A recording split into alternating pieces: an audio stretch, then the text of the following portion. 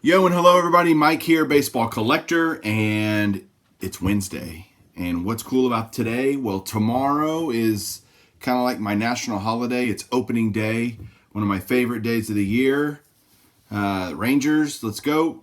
They're going to be terrible probably this year, so not looking forward to that part of it, but just that spring is here, baseball season is here, and today I took a day off because I needed to be home.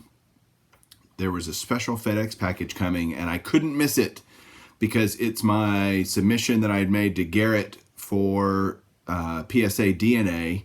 It was a 27 card submission. I had 25 pass, and I'm going to go through most of them right now. There's one autograph that's going to get his very own video, but if you watch now, I will give you the rest of them. Hang on. Okay, so now it's time for me to show you what came in my submission. I've got 3 stacks to show you. I'm going to talk really fast because I want to keep the video reasonably short and kind of keep things moving along. I've got a stack of cards that did not pass, which is 2. I've got a stack of non-Hall of Famers and a stack of Hall of Famers that came back. My first fail is this Richie Ashburn custom that I did. It came back questionable authenticity, the old dreaded N4. This auto looks just fine to me. Obviously, I wouldn't have sent it if I thought it was going to fail. Wouldn't have put it in this custom if I thought it wasn't legit either. If I remember right, it was a JSA authenticated autograph. So it came back N4, whatever, just pisses me off. This one really pisses me off because I don't understand it one bit. This is a Cracker Jack, Topps Cracker Jack, I think from 03, 04. Let me look at the year. Oh, I can't see because everything's covered up. It's a Roger Clemens on card, certified Topps autograph that came back not authentic. N4 here too. Really? I mean, really? How can Topps have that card not be legit? What the heck? Did his wife sign it or something? I don't know. But that came back no bueno. Cracks me up. Thanks, Topps. Show me that one. Next up is a group of non-Hall of Famers. And the reason I do this is I am stuck in blue flip mode. I don't have a choice. I got deep into the blue flips years ago. Now, if I had hindsight, I'd be doing what Joey Brings It did, where I'd be using the red flip dual service to grade the card and the autograph. Again, I'm too late. So what I have here is a huge stack of players that I think are going to get in the Hall of Fame or at least have a good shot. So I'm kind of getting ahead of the game in terms of getting an autograph in a blue flip holder with an autograph grade because that's the only way it will show up on the registry. So the first one here is Carlos Beltran, Gem Mint 10, in a beautiful just blue ink, blue Sharpie autograph. Great looking card there. This guy's a definite, no doubt Hall of Famer here. Beautiful Topps Pack Wars autograph of Miguel Cabrera. This is old school because he's still on the Marlins, but mint 9 on that one. Next up,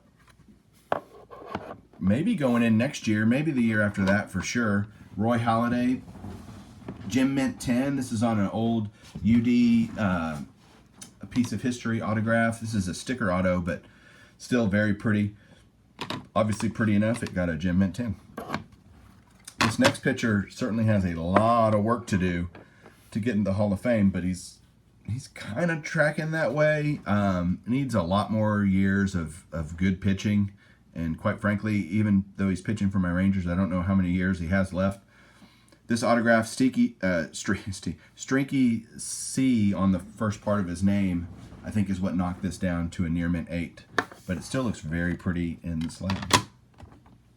These are in alphabetical order, by the way. That's how these are being done. That's why next up is Bryce Harper after Hamels. And this is a beautiful Bowman Platinum, a sticker autograph, but a great jersey auto of Bryce Harper in a mint 9. I don't know that this guy's going to get in from the writer vote, but maybe later on from the Veterans Committee. Jeff Kent, one of the best hitting second basemen of all time.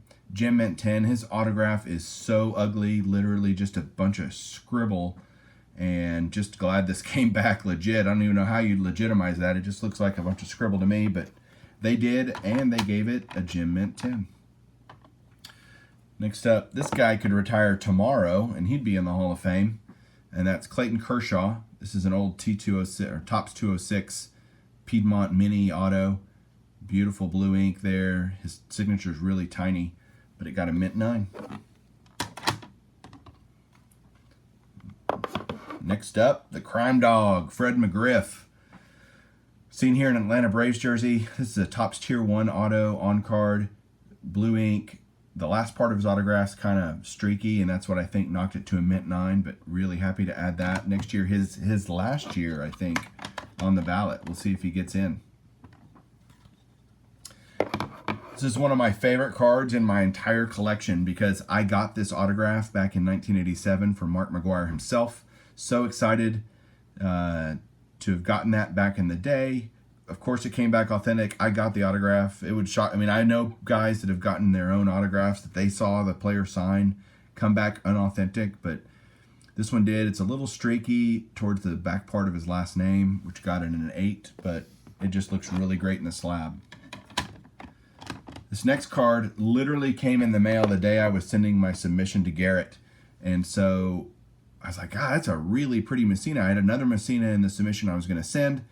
This one trumped it because I was like, that thing's going to gem out. And it did. It got a Gem Mint 10. 1992 Ultra rookie card of Mike Mucusina, who might get in next year. We'll see. It might be a few years for this next guy to get in the Hall of Fame, which gives me plenty of time to send in another autograph card and get a better grade because an Excellent Mint 6 sucks on this card. The autograph is terrible. I don't know why I didn't see it. It's bubbling and just flat out ugly, but it'll definitely be an A-Rod auto with him on the Rangers because as hated as he was here, you know, if he gets a Hall of Fame, I want to have an autograph of him on the Rangers. So I will definitely try to upgrade that at some point. This guy might get in next year. We'll see, but shout out to all my Phillies guys because here is Kurt Schilling. This is from a Leaf certified auto back in the day. I think this is a bronze version. A Mint 9 here, showing him on the Phillies. Just a great auto. Again, why is that not a 10? I don't know. They didn't ask me. I had the same question on this next one because I'm like, well, how is that not a 10? This is a Mike Trout from America's Pastime. On-card autograph, number to 75. Really pretty auto in blue ink. Mint 9. Okay, it's a Mint 9. Next up is a Gem Mint 10. No bitching here. Always love getting 10s. This is Justin Verlander, who really, I think, last year solidified his spot in the Hall of Fame by winning a World Series with the Astros. In fact, he pitches tomorrow night tomorrow day, opening day against the Rangers for the Astros. Beautiful autograph here. It's a sticker auto, but still very nice, and a Gem Mint 10.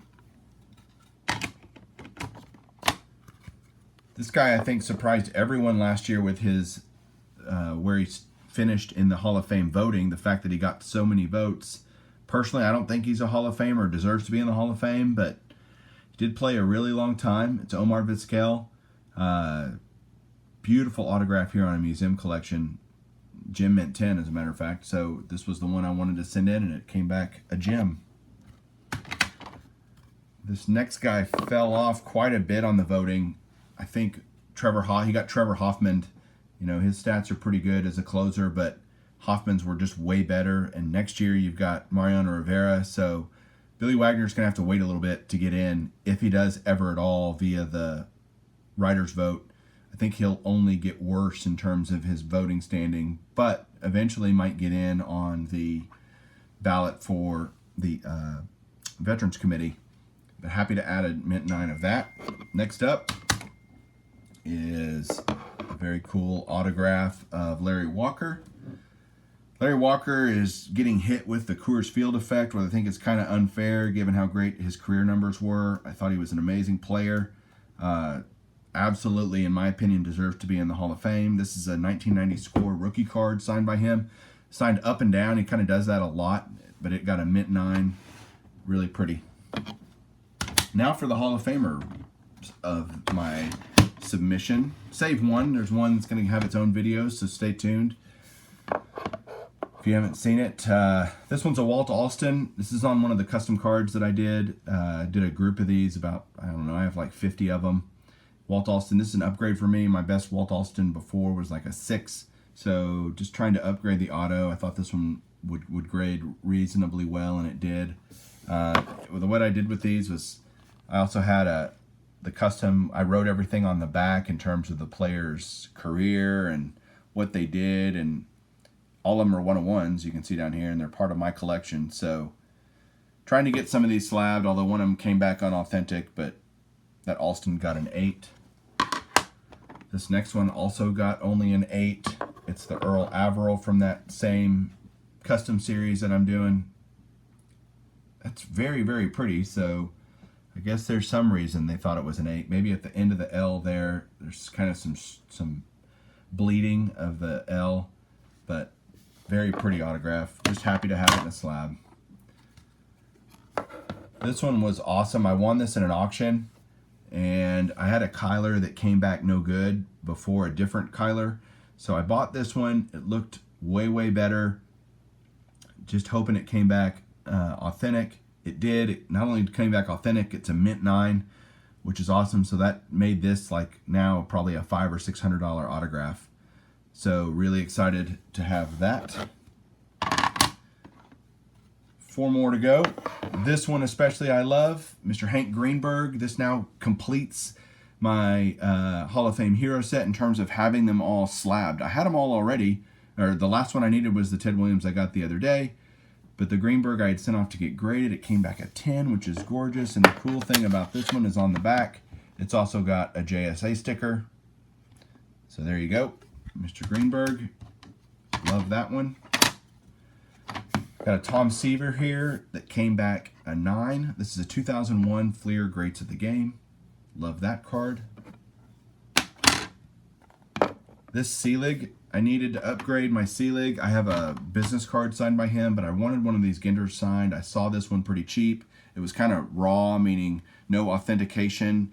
Guy promised it would pass. It did, and it got a mint 9, so happy with that. And my last card to show of this submission is this 83 Donruss Diamond Kings Alan Trammell. Trying to get all the Diamond Kings that I can. I think they're awesome. So there you go. That's the rest of my submission. Thanks for watching, guys. Like this video, please. Subscribe if you haven't, and keep collecting.